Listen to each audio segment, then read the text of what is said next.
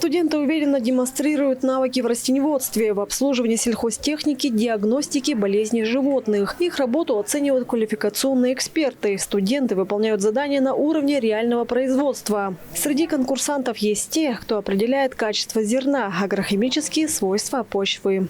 Мы сначала убираем чистых зернов, потом убираем разных. Вообще сложно? Это кропотливая работа? Нет, не сложно. Вот. А почему решили, на кого вы учитесь? На агронома. Почему решили стать агрономом? Я с самого детства заинтересовалась этой профессией.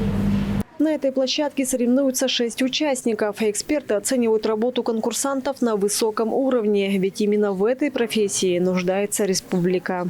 В нашей республике это очень востребовано. Те навыки, которые у нас студенты получают в техникуме, они очень актуальны для нашей республики, они пригодятся. Это 10-й по счету региональный чемпионат профессионального мастерства среди студентов и школьников. На базе сельхозтехникума более 140 участников соревнуются по разным компетенциям: ветеринария, агрономия, эксплуатация и ремонт сельскохозяйственного оборудования. Принимают участие по ветеринарии, так как в нашей республике в 2 учебных заведениях ведется подготовка. На базе Тувинского сельхозтехникума готовим специалистов со средним профессиональным образованием. На базе Волгазинского, это Тувинская агропромышленная техника, рабочие профессии, ветеринар-санитарный. Значит, там будут 2 команды по ветеринарии. По агрономии, кроме Тувинского сельхозтехникума, не ведется подготовка кадров. Значит, принимают только участники Тувинского сельскохозяйственного техникума. По компетенции эксплуатация и ремонт сельскохозяйственного оборудования принимают участники с 4 техникумов. Как отметили организаторы, число участников чемпионата с каждым годом растет. К примеру, в этом году мероприятие охватило более 200 человек по 30 компетенциям. В республике существует 10 площадок. 9 площадок находятся на территории города Кызыла, и 1 площадка находится в селе Волгазин, в Тувинском агропромышленном техникуме.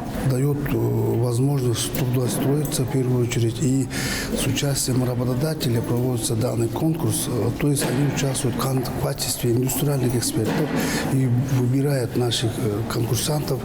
И с числа победителей, призеров, они будут стажироваться на площадках предприятий и работодателей, и далее от них будет трудоустройство самих победителей и призеров чемпионата.